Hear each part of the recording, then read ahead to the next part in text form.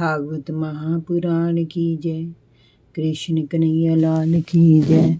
राधा रानी की जय। भगवान श्री कृष्ण के सभी भक्तों को राधे राधे। जय श्री कृष्ण। आज मैं आपको सुनाऊंगी भागवत महापुराण में 10वें स्कंद में 83वां अध्याय। भगवान श्री कृष्ण की पटरानियों से द्रौपदी की भेंट। श्री सुखदेव जी ने कहा, परीक्षित, इस प्रकार भगवान श्री कृष्ण ने गोपियों पर अनुग्रह किया। उसके बाद वे धर्मराज युधिष्ठिर तथा अपने अन्य संबंधियों से मिले। युधिष्ठिर ने भगवान श्री कृष्ण से कहा, हे कृष्ण, बड़े बड़े महापुरुष मनी मन आपके चरण कमलों का रस पान करने के लिए ललायित रहते हैं। प्रभु, वह रस इतना अद्भुत और दिव्य है कि उसे पान करने वाला प्राणी जन्म मृत्यु के चक्कर में डालने वाले अज्ञान को नष्ट कर डालता है। जो उस रस का पान करते हैं उनका अमंगल कभी नहीं होता। आप उस रस के ज्ञान स्वरूप और अखंड आनंद के सागर हैं। आप परम हंसों की एकमात्र गति हैं। वेदों की रक्षा के लिए आपने मनुष्य रूप में अवतार लिया है। हम आपके चरणों में बार बार नमन करते हैं। परीक्षित, जिस समय वे भगवान श्री कृष्ण की इस प्रकार स्तुति कर रहे थे, उस समय यादव और कौरव कुल की स्त्रियां एकत्र होकर आपस में भगवान की लीलाओं का वर्णन करने लगी। वे मैं तुम्हें सुनाता हूँ। द्रौपदी ने कहा, हे रुक्मिणी जी, हे जामवंती जी, हे सत्यभामी, हे पटरानियों, आप लोग हमें ये तो बताओ कि समय भगवान श्री कृष्ण ने अपनी माया से किस प्रकार आपका पानी ग्रहण किया। रुक्मिणी जी ने कहा, द्रौपदी जी, जरासंध आदि राजा मेरा विवाह शिशुपाल से कराना चाहते थे, परंतु मेरे मन में तो कृष्ण बसे थे।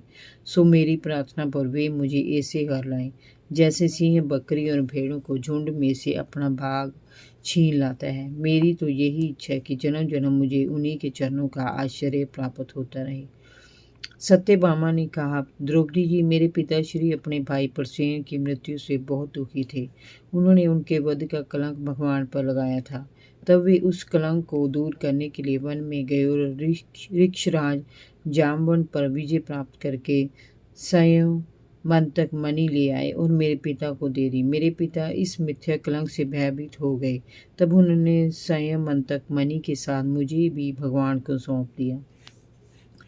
जामवंती ने कहा, द्रौपदी जी, मेरे पिता ऋक्षराज जामवन को ये पता नहीं था कि भगवान श्री कृष्ण ही श्री विष्णु के अवतार हैं। इससे पहले वे राम के रूप में अवतार ले चुके हैं। तब उस समय मेरे पिता की उनसे भेंट हो चुकी थी, इसीलिए वे 27 दिन तक उनसे लड़ते रहे। परंतु जब उन्हें ज्ञान हुआ तब उन्होंने स्वयं मंतक मणि के साथ मुझे भी भगवान के चरणों में समर्पित कर दिया। कालिंदी ने कहा, द्रौपदी जी, भगवान ने मुझे जब यमुना तट पर तस्यरयारत देखा तो अर्जुन द्वारा उन्होंने मेरी तपस्या के उद्देश्य का पता चलाया। जब उन्होंने जाना कि मैं उनके लिए ही तपस्या कर रही हूँ तो उन्होंने मुझे अपनी सेवा में ले लिया।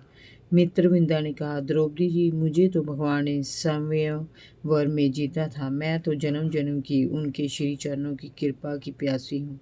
सत्य ने कहा, द्रौपदी जी, मेरे पिता ने मेरे संवयवर में संकल्प कर रखा था कि जो भी तीखे सिंगों वाले 7 मतवाले बैलों को नाथ देगा उसी के साथ वे मेरा विवाह करेंगे। भगवान ने ये चमत्कार कर दिखाया और वे मुझे जीत कर द्वारका ले आए।